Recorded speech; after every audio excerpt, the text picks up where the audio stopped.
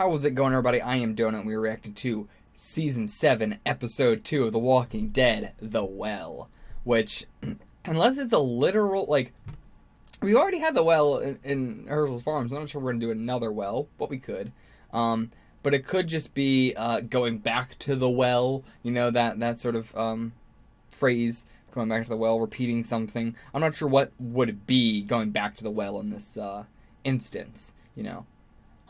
What would they be going back? Because, you know, going back to Alexandria wouldn't make sense. He's going back to the well. I don't know. I didn't talk at all, by the way. I don't think about Carol being not a part of the group. I'm not sure if I said anything about that last time. I actually don't remember. I'm just realizing right now that she's by herself, and Carol could be the well, going back to the person that solves all our problems. But either way, the only thing I can think is the Chinese proverb of the frog in a well. That, you know, a frog in the well cannot, it only knows the well. It doesn't know how big the world truly is, because it's only confined to this small, well. And that's very relevant for Rick's group, you know, the larger world and everything. I brought that up back then. But, yeah. I don't know. It could be any of those. Let's see what it is. Oh, also, if you want to see the early access for this episode, god damn it, if you want to see the full length for this episode, it's picture-in-picture, you don't do any syncing up on your own or anything like that, go check it out on the Patreon, $8 a month. Seriously, again, if you want to support the series, you want to see more episodes a week and everything like that, I am totally the kind of channel that will bump up more episodes a week and all that, as long as, you know, it's viable as a means of getting paid.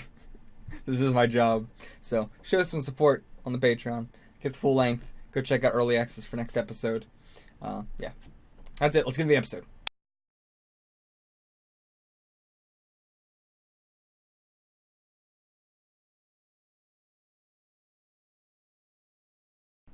So, we start off with Carol, like, losing so much blood that she just starts hallucinating, like the zombies are real people and all that stuff. Going back into the fact that she doesn't want to kill anybody. Going back into the fact that Morgan respects the zombies and buries them, seeing them as real people, always putting down their names and stuff like that, and Eastman as well. All that jazz, all tying back into it. I don't have much to say about it. Again, it's such a classic theme in The Walking Dead that I've talked about it so much that, you know, we get it, you know. They don't want to do that.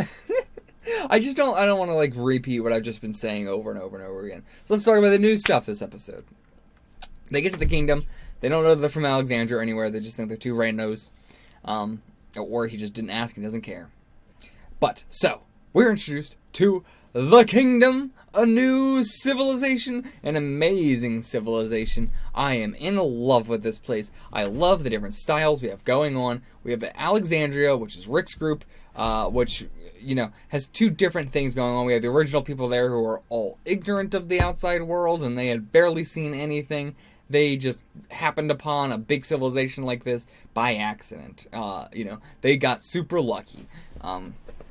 Then Rick's group comes in, and now Alexandria is way more of the war place, right? Like they have the weapons, they have the ammo, they have the training, they have the most skilled people. I mean, apart from Negan's group, but Negan's group is the, you know, overall ruling of Virginia, I assume. He probably has, like, almost all of Virginia on lockdown. They just seem to rule. They're almost like the government, you know, civilization. They're basically the government at this point. The real bad communist government. Then we have the Hilltop, who are, I would say right now to be our, like, the worst off. They are the poverty civilization. I was going to say kingdom, but I guess, yeah. Civilization. They're doing extremely bad. They don't have much people. They're way back in the Stone Age. A lot of what they're doing is, like, everything they do has been built up by themselves. It's all wooden. It's all, like, handmade pole weapons that they have made out of knives and sticks and stuff. And, yeah, it's all handmade. It's all crafted.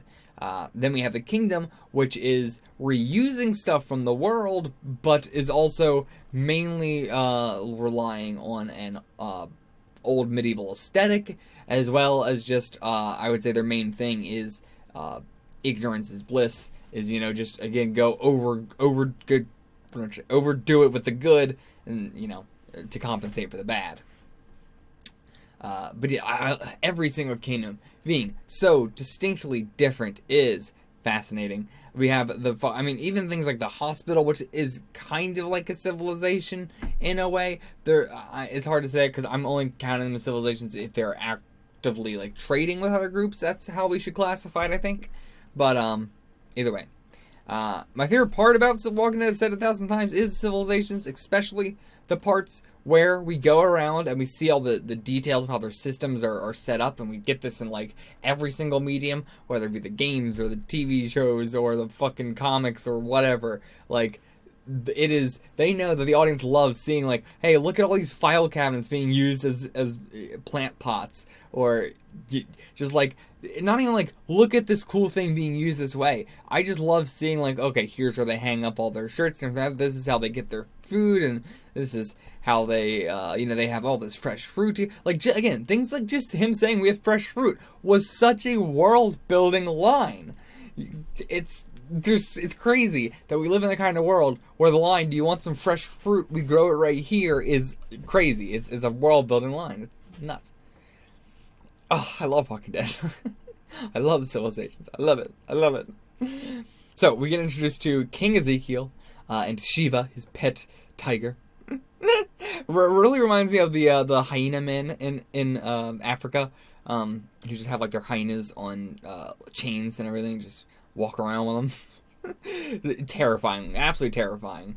I have a feeling he's definitely like based off of those that like group of hyena men.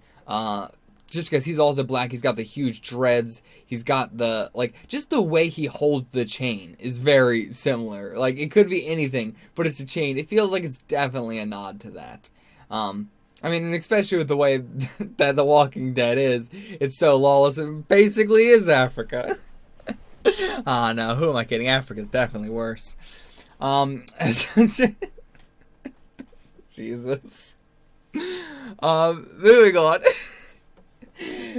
We have Jerry, who seems to be just absolutely loving this shtick that Ezekiel's got going. He loves this kingdom, Middle Earth. What am I trying to say? Medieval like aesthetic. He seems totally into this. He's so jolly, so happy. I'm gonna love him. I hope he doesn't like die quickly. I hope he sticks around for whenever we see the kingdom. And honestly, I'm just glad that we're not like... I hope that we continue to be like, we don't need to spend forever with Rick. We have a lot going on, and especially now that Carol and Morgan are hopefully staying here at the kingdom, this can be another touch point that we come back to all the time to just see what they're up to. I would love that. I'm totally fine with splitting up Rick's group a bit. Or I don't want to say splitting up Rick's group, because, I guess Morgan and Carol are a part of the group, but I'm also was about to say, like, Jesus is a part of the Hilltop, and I'd be totally fine cutting back to see what Jesus is doing at some point way later in the show. I'm fine with the characters that we follow not all having to be from one civilization. We've done that before when, things like Andrea or Michonne went over to the governor's side, but that's different because he's the villain, so of course we're going to see that anyway. So not like, Daryl's being taken over to Negan, but I don't think, I'm not going to count that as the same way. I think it's different when they're not with a villain, just with solely just a strictly other group for a long time. And I guess we got that with Beth. But again, no, because they were villains. They were villains. Yeah. So, yeah, I would be more excited to see stuff like that happen more often. So, yeah, what's the kingdom all about? Ignorance is bliss. Realist over the optimist or the pessimist. Secrets are not the reward of the leader, but a burden. Talking with Morgan about, using the stick to protect yourself and using the gun to protect your family, essentially.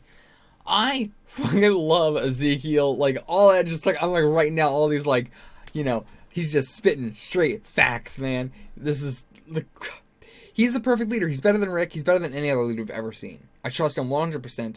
He's not the kind of leader that can throw back and overturn Negan's group and the Saviors. Absolutely not. He can't. that's got to be Rick.